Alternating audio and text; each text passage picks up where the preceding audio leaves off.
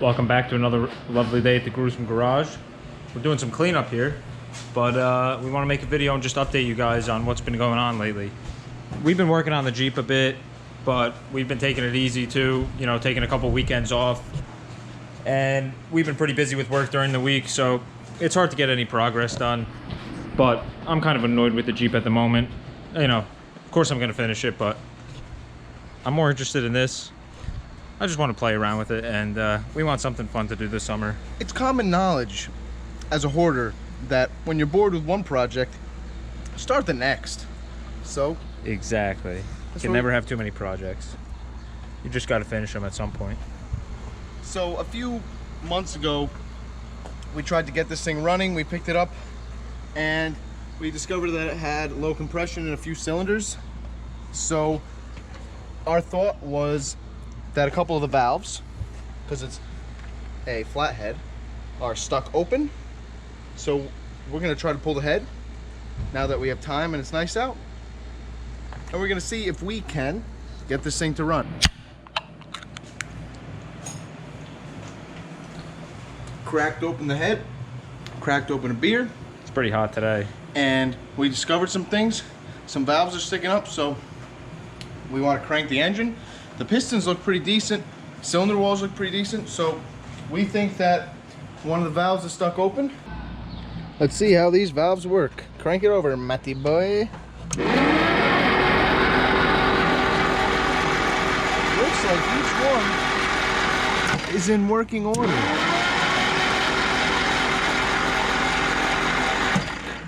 Cylinder walls look very good. We really think that there's probably some corrosion in the valves. We probably need to relap them. Hopefully none of the seats are cracked or anything, but it's hot out. We're tired. We're gonna get back to this tomorrow. So as I've been, you know, cleaning up the shop, organizing everything, he's been making a mess. Typical. So we've been tearing apart the Plymouth. You know, this thing came with all the parts just floating around in there.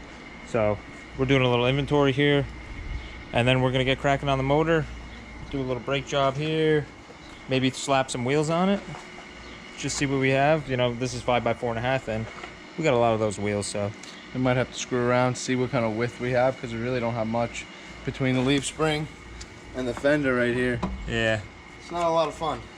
nice and crusty under here, so should be fun. So we really can't work on the motor right now. We're waiting for our head to get shaved, decked, whatever you want to call it, and we're waiting for a head gasket, so we really can't work on getting the motor running. But it looks like all the valves spin freely, so we should be good there. Hopefully all it needs is a head gasket and it might be ready to roll. But we've done some fitment here. These are off, well, not really off. They weren't on anything, but they were on one of our Cherokees for a little bit, and it's 5x4.5, and we just put them on to really see, you know, what size fits. So we're really looking to get another set of Steelies, hopefully ones that we can maintain the factory hubcap, but also have the width of a rim like this.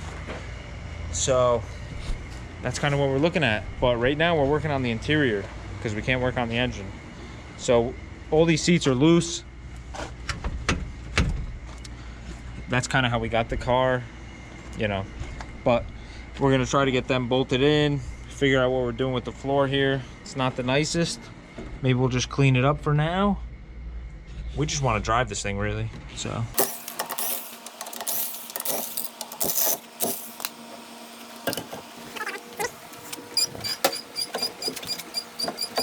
I got it.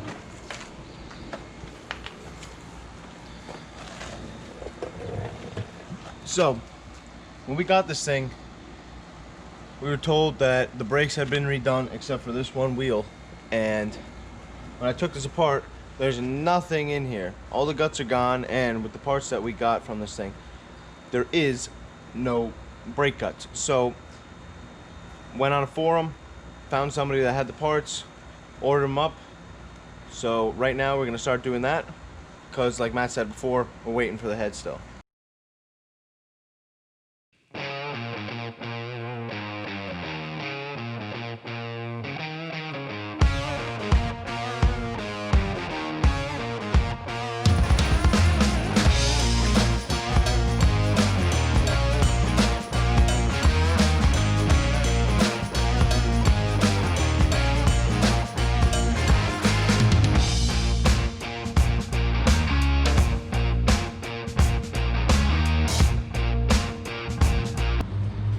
Now that we have everything apart of the old guts, we're gonna salvage what we need. And the main thing we needed were these bolts right here, which holds the bottom of the brake shoe in. And what's so important about these bolts that you can't, you know, we can't make them ourselves, is they're actually, if you look, it's a cam bolt. So I needed some other parts too. So I said, might as well just find someone with a backing plate, because you can't really find these used. You know, why does anybody need those? They'll never break. You just, you know, you keep them with the car, so it's hard to find them. We got a new master just in case, because Wheel cylinder. a wheel cylinder, because the old one is absolutely corroded and shot, and it's not worth rebuilding.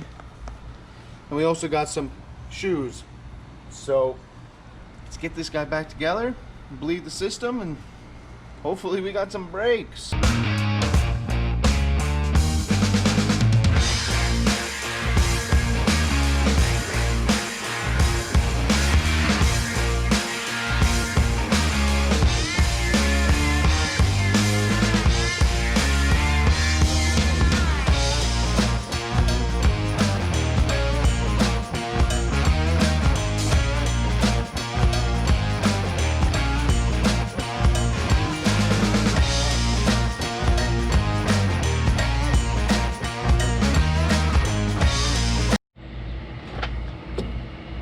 Got the rotor back on, and we really have one last step to go over, and the rear brakes are pretty much done until we bleed them. We have to put the line on. So obviously it's a little too long, but we'll cut it down, reflare, let it fit along the axle as best we can. And then we're gonna check out the front brakes, because the back brakes I opened up and looked at and they were brand new. So I'm hoping all the hardware and everything to the front brakes is new. So I'm assuming when I pull off the drums, everything else will be new, but we need to check just in case. All back together, ready to go. And like I said before, I took this wheel, this drum off, and you can probably tell by the back cylinder that all the new guts are in there, brand new, everything, just like the back passenger side. And I'm assuming if we open the driver's side, it's going to be the same way, because that has a new piston or a new cylinder. You can see from the outside too, all new hoses, lines are pretty new. So I really think this is good. Let's just check on the master and make sure. Ready? Round two. So we're throwing in the gas tank now. When we bought the car, it actually came with a brand new tank. I guess the guy bought, I don't know if he got it without the tank or what the deal was, but we got the brand new tank. All we need is a hose that goes from, I don't know if you can see it, but the filler neck there goes to here, and there's a rubber grommet goes on here, and then we need the fuel cap. So we're gonna order that, hopefully get this working, because you know, even if we do put the LS iron block in here, we're still going to use that fuel tank. We'll retrofit a pump into the top of the tank, you know, under all this junk. There's a nice hole in the floor there to access it. Super easy, but it's also easy enough to drop the tank. So, or we could try using an inline for now. You know, it has a pickup and a little MPT fitting on the bottom of the gas tank. You can kind of see it there, but I feel like with a electronic inline pump, we might be able to get it to work, you know, see how long it lasts before a little aeration, but I think it'll be fine. Because, you know, I was concerned on Matt's Jeep because it's going off-road, sloshing the tank around a lot, you know. We'll just be cruising in this, so. Yeah, we would just have to plumb a return off of the fuel rails, but we'll figure it out. Just got the gas tank in, as you saw, and I went and popped my head under, and I see that the master's leaking, so we're not gonna be able to start bleeding the brakes. But there is something that I forgot to do that I'd like to do, a little trick. If your wheel cylinders or even on your calipers, you know, when you get them fresh and new, take the bleeder off, put a little anti-seize on it, because every time you go to bleed brakes, this or that, 9 times out of 10, those bleeders are corroded to hell, and they never want to come off you're always taking up vice grips to them and ruining them. Like, and the brake fluid is so corrosive. You really got to get something on there. Exactly. So let's get a little anti-seize on them. Let's button up a couple other things, and we also got the seats bolted in. Obviously, they need to be cleaned, but let me tell you, that back seat has got so much room. Absolutely, you just feel like you're lounging on a couch back there. Yeah, a couple of couches. So we were working on the brakes, but we're gonna switch gears here. We got our head gasket back. Now it's time to slap this head on. We got this all cleaned up. Everything looks pretty good. We're gonna slap our gasket on, put the head on, and do a compression check. All right, guys, we got our head on. As you see, we took it to our guy that decks all our heads and rebuilds them and everything, and he shaved this thing down a good bit, trued it out, and he cleans it and, you know, checks for cracks and everything. So we painted it up. Of course, we had to paint it forward blue. That's the only engine paint we had, and we're kind of not very patient with this project. So now we're going to torque the bolts. I'm going to do a round of 35 foot-pounds. I'm going to move to 60, and according to the service manual, whatever you want to call it, they say 70 pounds on the bolts. So that's what we're going to do. We got the head in. Everything is torqued to spec. And before, we had a problem with compression in a couple cylinders in the middle. We think it was the head gasket or the valves, but everything's moving freely. So now we're gonna do a little compression test and make sure everything is working. We did a compression test and they're all around 60, 75 PSI, which is not enough. It should be at 100, 105. So we're gonna see if we can get it running, but the valves aren't seating right. Something's not right. We didn't have good compression initially, and we tried to fire it anyways. We were using a 6-volt battery, but Dr. Watts over here figured out how to use the 12-volt, and we decided to put some oil in the cylinders to see if we could figure out whether the valves weren't seating or the rings were gone. And when we put oil in the cylinders and do a compression check again, we get good compression. So we're doing it at all the cylinders, checking all the compression, and see if we can get it running. Let's try to fire this thing up.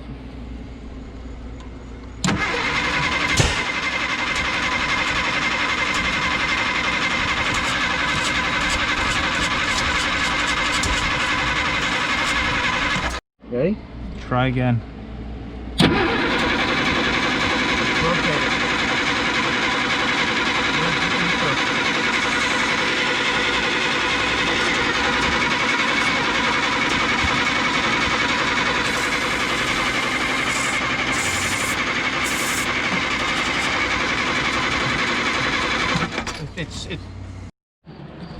All right, so we haven't really had much luck getting the Plymouth started, but we are getting closer.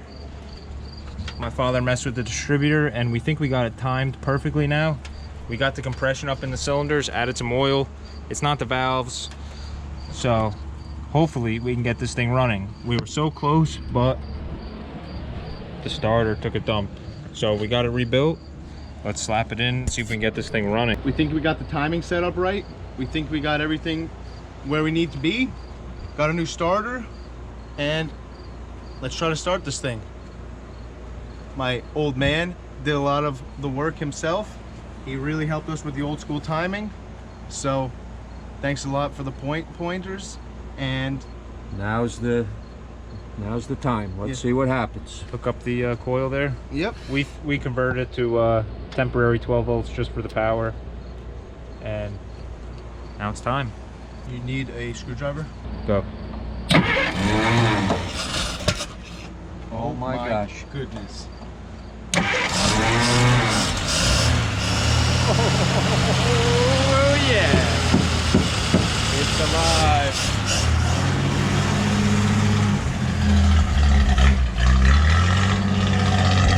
The smoker. It's really smoking because we put oil in the cylinders. Hopefully that burns off. Size? I don't know. No, it's loose as a goose. Yeah. It's not Needs to the be size. tight. 9/16. You saw this beast start running finally? after it's got to be at least 10 plus years. So now we are finally buttoning up everything, connecting all the fuel lines. We're gonna bleed the brakes. We got to rip out the master, deal with some oil leaks with the oil filter. Hopefully give this thing a send.